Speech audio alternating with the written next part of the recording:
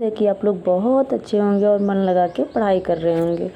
दोस्तों एक्चुअली काफ़ी दिन से मैं वीडियो नहीं अपलोड कर पा रही हूँ, उसके लिए माफ़ी चाहती हूँ।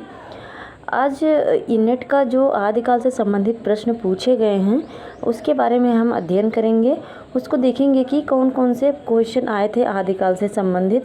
और ये जो प्रश्न हैं वो सिर्फ नेट में ही नहीं, वो हर एग्ज़ाम में पूछे जाते हैं, चाहे वो टीजीटी हो, पीजीटी हो या एलटी वगैरह, जो भी हिंदी से संबंधित एग्ज़ाम होते हैं वहाँ ये प्रश्न पूछे ही जाते हैं। तो आप लोग ध्यान से इसको देखिएगा। पहला प्रश्न है, कीर्तिलता किस भाषा की रचना है? दिसंबर 2004 में पूछा गया है। तो कीर्तिलता जैसे कि सबको पता है ये विद्यापति की रचना है और ये ऑप्शन ए सही हो जाएगा। यहाँ पर अवहट्ट, इनकी जो कीर्तिलता है और कीर्तिपता का दोनों क्या है, दोनों की भाषा अवहट्ट है।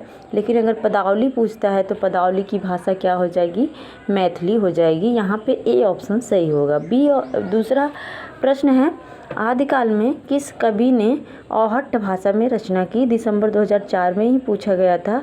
तो किसने की थी? बी ऑप्शन सही होगा यहाँ पे, अब्दुल रहमान। अब्दुल रहमान सही हो जाएगा।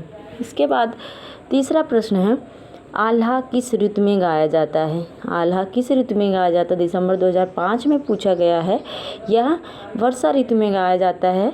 कहीं कहीं अब भी गाया जाता है लेकिन ज़्यादातर अब नहीं होता है। चौथा प्रश्न है, विसल देव रासों की रचयिता हैं? विसल देव रासों की रचयिता कौन है अगर पूछता है तो नरपति नाल हैं।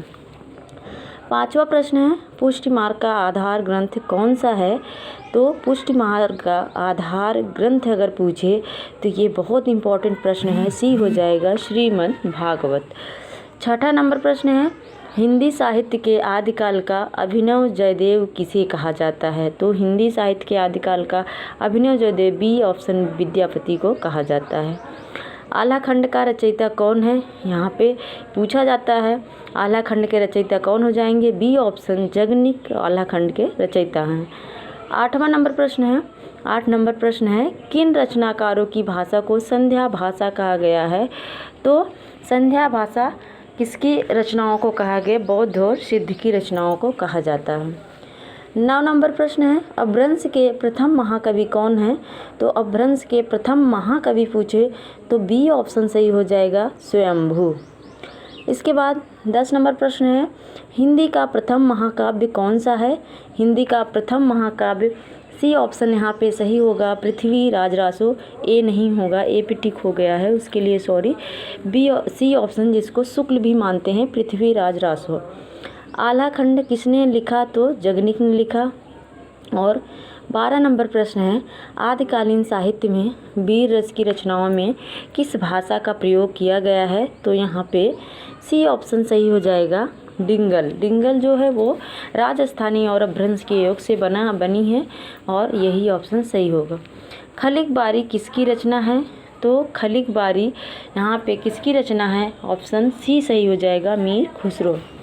रावलवेल किसकी रचना है? तो रावलवेल किसकी रचना है? बी ऑप्शन सही होगा, रोड कवि की रावलवेल रचना है। रासो शब्द की उत्पत्ति रसायन से किसने मानी है? ये बहुत पूछा जाता है। रासो शब्द की उत्पत्ति रसायन से रामचंद्र शुक्ल मानते हैं। और पूरा वीडियो देखने के लिए धन्यवाद।